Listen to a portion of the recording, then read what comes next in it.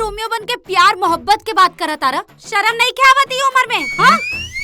कहीं चुल्लू भर पानी में जाके डूब मरा। ई लड़की के यहाँ के बनले बा? राजा बाबू बदले पड़े।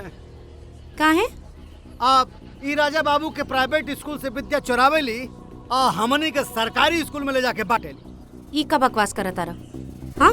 राजा बाबू कहे विद्या भी कोनो चोरी करे की चीज है?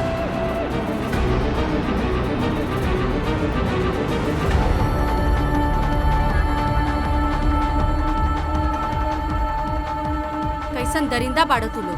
हाँ? तोरा के शर्म नहीं क्या आवत? एगो स्कूल में पढ़े वाला लड़की के ऊपर ऐसा अत्याचार करत तारा? और बाकी सब लोग खड़ा होके तमाशा देखा तारा? हाँ? Bloody morons!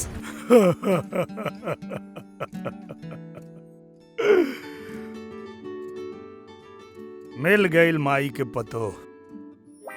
Thank you uncle. अरे अंकल ना, हमार नाम रोमियो राजा। तो हमके अब तो से कुछ कहे के रहे, हम सब या करबो। हाँ, काहे ना, आप इतना पैसा वाला बानी, हम का कोई भी ब्याह करे खातिर तैयार हो जाई। देखी एगो बात कही, हाँ। वो का है ना, हम MBA कइले बानी। अपने लगे कौन सी क्लास के डिग्री बा? डिग्री? डिग्री? अरे यहाँ के GGMP बनी। GGMP? GGMP ई कौन डिग्री होला? डिग्री होला GGMP माने घीच घाच के मैट्रिक पास। टेंशन के मारे आगे की पढ़ाई ना पढ़ पाइले। GGMP बनी। लेकिन हम एगो पढ़ल लिखल लड़की बानी। आप ही सोच भी कैसे लेनी कि आपके जैसन अनपढ़ और गंवार लड़का से हम शादी करब?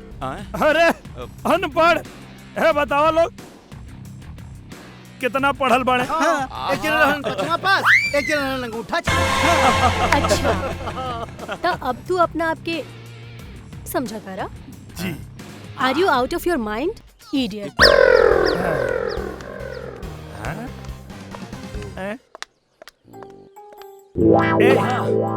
मतलब अब अलग अलग बोर्ड में अलग अलग अंग्रेजी पढ़ावल जाला।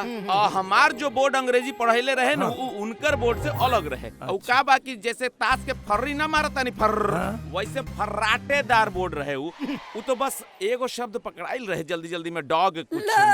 राजा भाई हम पकड़ लेनी।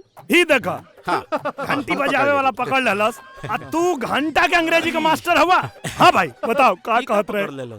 चेहरा के हाव भाव से लागत रहे हाँ कि वो तहरा के गाली देता है। एक तो मार। जब मुंह खोली तो घंटी बजा के छुट्टी कर दी। राजा बाबू, हम बताओ थई, हमरा तो लागत रहे कि अंग्रेजी में अपनी मोहब्बत के इजहार करत रहे।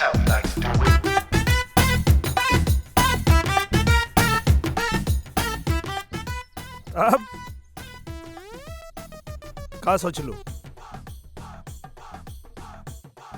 ब्याह करबो? बहुत बड़ा बदतमीज आदमी बाड़ा। हाँ? काल तोरा के इतना गरियाई दिमाग में ना घुसल? हाँ?